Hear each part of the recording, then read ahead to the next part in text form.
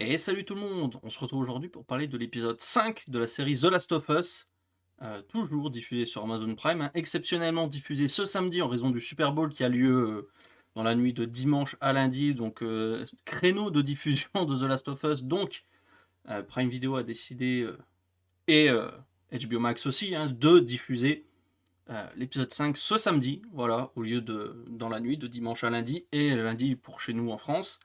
Ce qui est pas plus mal dans un sens, parce que comme ça on a eu 2 épisodes cette semaine. Et je tiens à préciser que si j'ai une sale tête, c'est normal, je suis malade, mais je tenais quand même à faire la vidéo. Et du coup, que dire de cet épisode 5? Épisode 5 que j'ai vraiment beaucoup aimé, même si il y a des choses qui sont perfectibles dans l'épisode. Euh, je dirais pas que c'est l'épisode par lui-même, mais plutôt l'arc narratif par lui-même de ces 2 épisodes qui m'ont posé problème. Mais ça, on en reparlera après. Pour l'instant, on va se focaliser sur les points positifs et on va repartir du début de l'épisode jusqu'à la fin. Et ensuite, je dirai pourquoi il y a des choses que je trouve perfectibles dans ces 2 épisodes. Alors déjà, pour commencer, épisode très intéressant parce qu'il apporte des choses par rapport au jeu, il modifie certaines choses, mais euh, l'essentiel est là, on va dire. Ah, une nouvelle intéressante dans la série, Sam est sourd, et j'ai trouvé ça ultra intéressant. Donc l'acteur est sourd aussi, hein, qui joue Sam, mais j'ai trouvé ça ultra intéressant parce que ça rajoute une couche émotionnelle sur Sam, parce que instinctivement, quand une personne est handicapée, on a beaucoup plus tendance à vouloir la protéger que quelqu'un qui n'a rien. Même si là, bon, ça reste un enfant, dans tous les cas, on veut le protéger, mais un enfant qui a un handicap, d'autant plus on le protège encore plus, on a tendance à beaucoup plus les couver. Et j'ai trouvé ça vraiment ultra intéressant pour le personnage de Henry notamment, où tu comprends toutes ses motivations, on ne savait pas vraiment pourquoi Kathleen, donc la femme de l'épisode 4, le recherche. Là maintenant on le sait, il l'a expliqué dans l'épisode, bon, c'est une balance, hein, il le dit lui-même, mais il a balancé du coup le chef de la résistance, donc le frère de Kathleen, qui était un homme bon, qui était vraiment quelqu'un de très gentil, de très serviable, très attentionné, etc., qui pardonnait très facilement aux autres, très avenant, très empathique et tout. Mais il l'a pas fait pour rien. Il l'a notamment fait pour pouvoir soigner son frère, donc Sam, qui avait une leucémie, je crois, si je dis pas de bêtises. Et la Fedra était les seuls à posséder les médicaments capables de soigner Sam. Donc, il a dénoncé le frère de Kathleen à la Fedra. Le frère est mort, hein, tabassé, etc., comme on l'a appris dans l'épisode précédent. Mais là, du coup, on a les raisons du comment, du pourquoi. Et tu vois que c'est là, en fait, qu'on voit le parallèle entre Henry et Sam et Joël et Ellie. Henry et Sam, Henry ferait tout pour protéger son frère. Il le dit. Il dit: je ferai tout pour protéger mon frère. Tu vois, c'est dans la logique même. Tout le monde est comme ça dans un monde post-apocalyptique, pardon. On ferait absolument tout pour protéger la personne qui nous est le plus chère. Et du coup, tu as un parallèle ultra intéressant avec Joël qui fait exactement la même chose avec Ellie. Bon, même si Ellie est un peu plus âgée que Sam, hein, de Sam dans les jeux est beaucoup plus vieux que ça. Là, il a 8 ans dans la série. Dans les jeux, je crois, il doit en avoir 12 ou 13, un truc comme ça. Et du coup, en plus de ça, ça rajoute au fait que on a encore plus envie de le protéger. Parce qu'un gosse de 8 ans, tu sais très bien qu'il est inoffensif, qu'il peut rien faire du tout, tu vois. Donc bon, très intéressant ce parallèle-là avec Joël et Ellie. Joël qui doit protéger Ellie à tout prix. Henry qui veut protéger à tout prix Sam, quitte à tuer des gens, hein, quitte à tuer des gens pour pouvoir le sauver, hein. Ça, c'est ce que fait Joël actuellement, hein, et c'est ce qu'il fera jusqu'à ce que aboutisse la fin de la série. Et c'est vraiment intéressant. Pareil, du coup, tout l'épisode, hein, la première partie de l'épisode est vraiment centrée en parallèle quasiment de l'épisode 4 sur Henry et Sam. Donc on voit vraiment le début de la révolte contre la Fedra à Kansas City. Et on sait, c'est connu dans la série, du coup, ils expliquent que c'est connu dans l'univers que la Fedra à Kansas City, c'est vraiment des pires pourritures qui existent au monde. C'est vraiment la zone de quarantaine la pire au monde. Parce que justement, c'est des violeurs, c'est des tueurs, c'est des monstres quoi, qui vivent là. Donc on comprend aussi pourquoi les gens ont voulu se révolter. C'est ce qu'il dit au bout d'un moment, quand on opprime le peuple se révolte.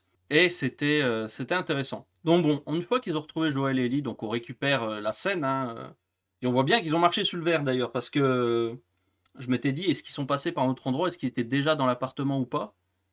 Bah, la réponse est non, puisqu'ils sont arrivés par là, et c'est bien Joël qui n'a pas entendu. D'ailleurs, autre parallèle aussi, puisque Sam est totalement sourd, Joël dans la série est sourd d'une oreille. Donc c'est intéressant aussi. Ça, à mon avis, il éprouvait quand même un peu d'empathie, on va dire, pour Sam, du fait de son handicap à lui aussi. Il comprenait un peu ce qu'il vivait, même s'il ne le comprend pas pleinement, parce qu'il est à moitié sourd, on va dire.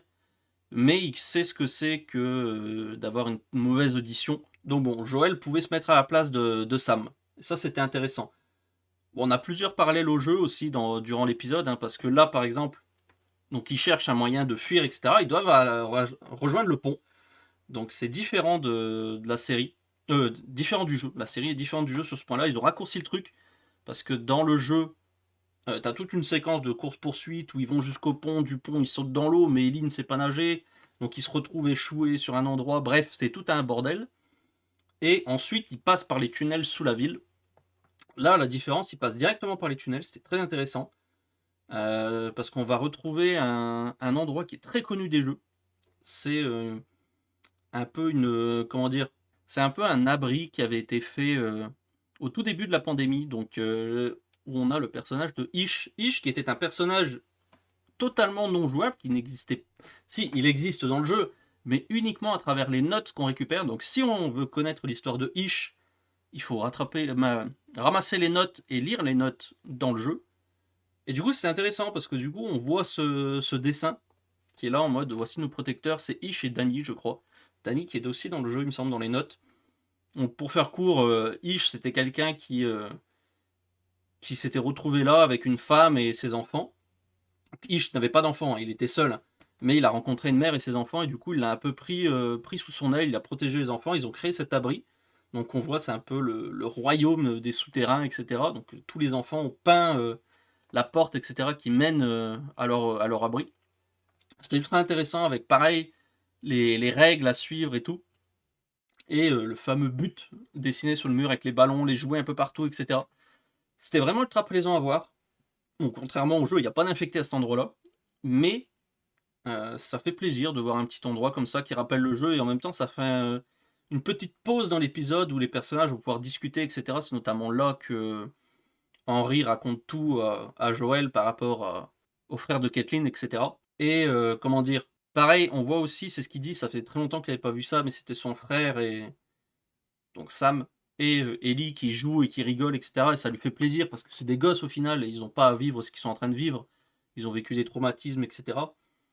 Et c'était vraiment touchant comme moment où justement Sam et Ellie, malgré l'handicap de Sam, malgré leurs différences, etc., arrivent à s'entendre et à jouer. Et c'est ça qui est beau parce que même dans un monde où tout est détruit, bah, deux enfants arrivent toujours à jouer ensemble et ça c'est beau. Ça m'a vraiment touché ce moment. Et ensuite ils repartent, ils ressortent des souterrains et ils arrivent donc dans le fameux moment où il y a le sniper dans le jeu. Je m'attendais pas du tout à voir cette scène pour le coup. La scène du sniper, je me suis dit comment tu veux rendre l'attention. Bon, ça a été coupé très rapidement, ça a été vraiment, la séquence est très rapide, mais c'était très intéressant parce que je m'y attendais pas du tout. Je me suis dit ça c'est une séquence qui est de pur gameplay, etc. On va pas la voir dans la série. Ils l'ont mis, c'était très intéressant aussi. Et pareil ensuite, donc t'as Joël qui prend le sniper, t'as les maraudeurs qui reviennent, etc. Dont Kathleen et Perry, donc Perry qui était son commandant, entre guillemets, qui viennent justement pour arrêter Henry et Sam. Et c'est là que tu vois la différence où Sam est un enfant, ça c'est sûr, Ellie est une enfant, et Kathleen était prête à tuer des enfants parce qu'elle est là, elle dit ouais mais Sam il est avec toi Henry, donc je peux pas le laisser. Et la fille, elle est avec l'autre qui a tué nos gars. Donc je peux pas la laisser aussi. Elle est prête à sacrifier des vies d'enfants innocents pour assouvir sa vengeance. Et ça, c'est fou. C'est fou, mais en même temps, ça en fait aussi un défaut du personnage parce que c'est un pur méchant. Voilà. C'est un méchant qui n'a pas d'âme, qui n'a pas d'empathie, qui ne comprend pas. Certes, elle a mené la rébellion pour sauver tout le monde, etc. à Kansas City, mais en dehors de ça, bah, c'est juste, je veux venger mon frère à tout prix, point barre. Même des gens qui n'ont rien fait, je vais les buter. Et ça, c'est dommage. Ça, je trouve ça vraiment dommage. Surtout qu'elle est là, un pauvre gosse handicapé, elle est prête à le tuer. Pourquoi c'est totalement gratuit de sa part. J'ai trouvé ça un peu dommage parce que le personnage est pas, il est pas mal joué, mais l'actrice n'arrive pas à rendre son personnage charismatique et intéressant. Le scénario autour de ce personnage n'est pas hyper captivant non plus. Donc bon, c'est dommage. C'est un peu dommage au niveau de ce méchant-là. C'est peut-être le point noir de ce double épisode. Même s'il y a d'autres choses qui m'ont perturbé et que je trouve plus compliquées à expliquer. Mais bon. Bref, s'enchaîne, des explosions, ceci, cela. Et là, la scène. La scène qui m'a vraiment impressionné dans cet épisode, c'est ce moment où le sol un peu s'effondre là où la voiture et le feu y est. Et t'as tous les infectés qui sortent du sol. Et j'ai trouvé ça, mais juste impressionnant. Vraiment. Ils sont là, ils grimpent, ils rampent, ils courent dans tous les sens. C'est limite, c'est World War Z le truc.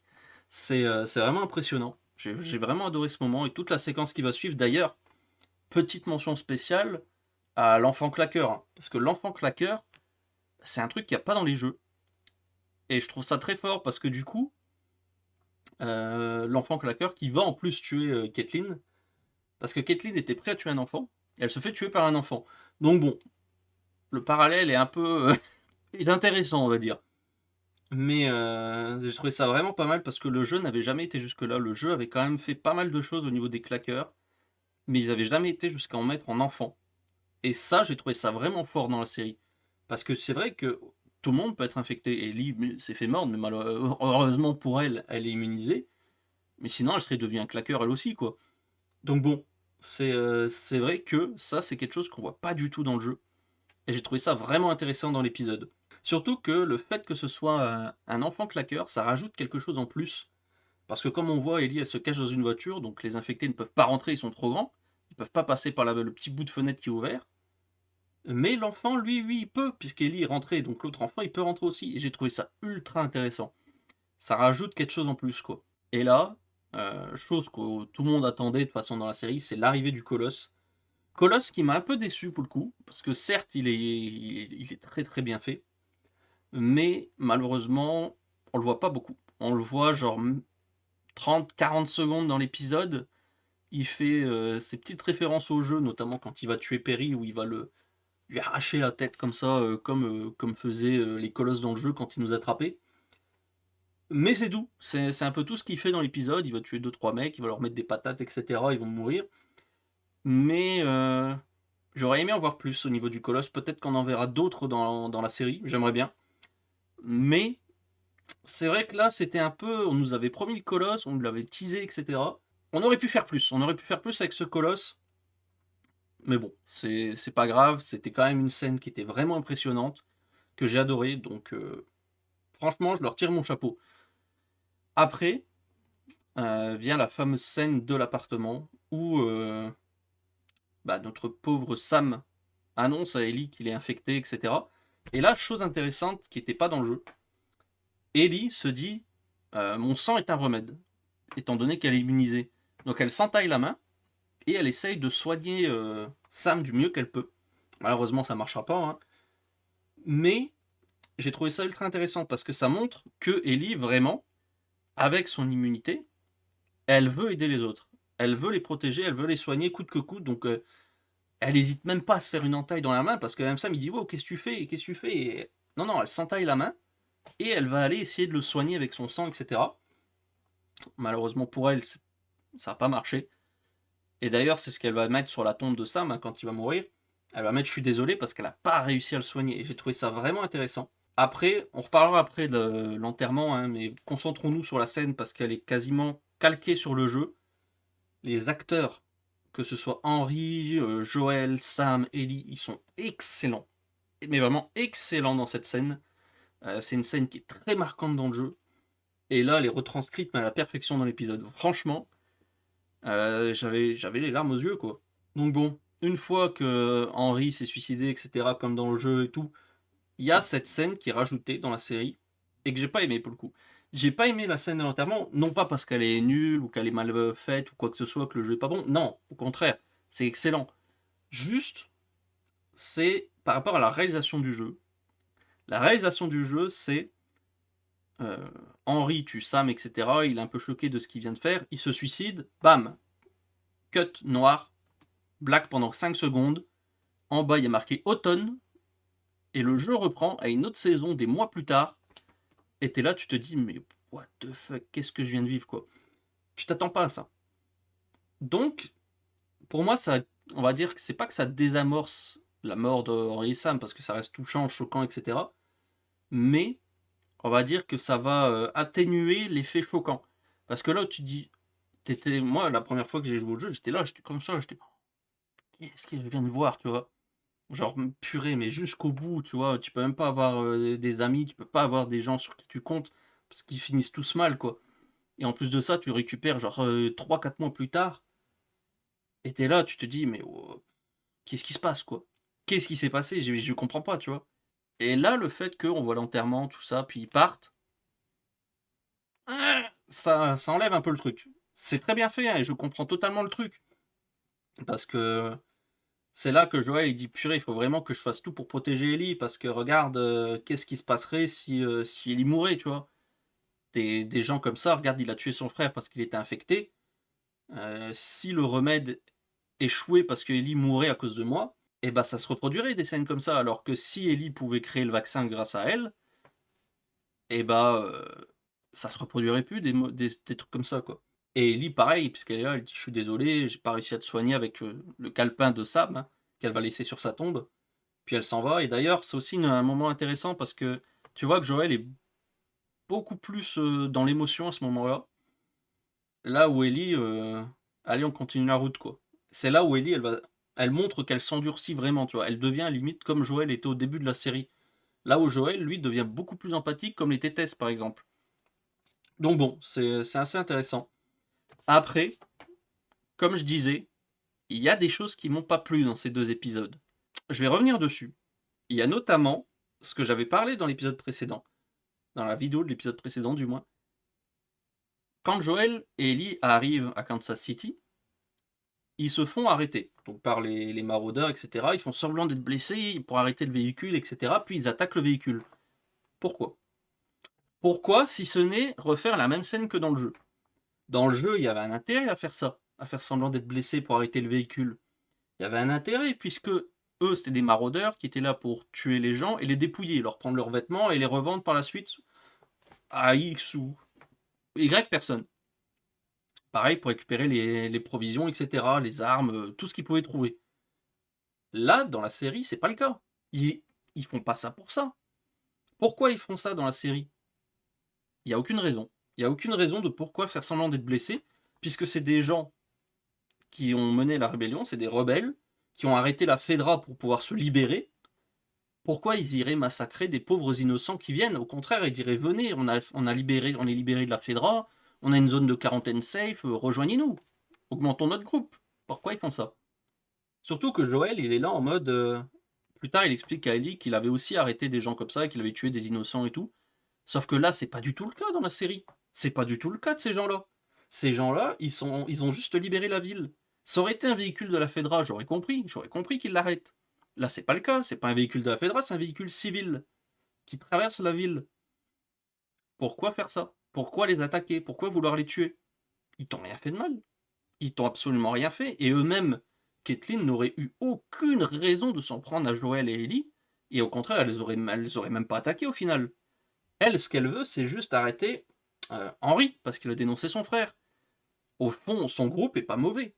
Loin de là. Certes, ils ont massacré la Fedra, mais son groupe n'est pas mauvais. Pourquoi alors du coup ils font ça? C'est juste, cette scène était juste là pour dire regardez, c'est la même chose que dans le jeu. On vous a refait la même séquence que dans le jeu. C'est tout.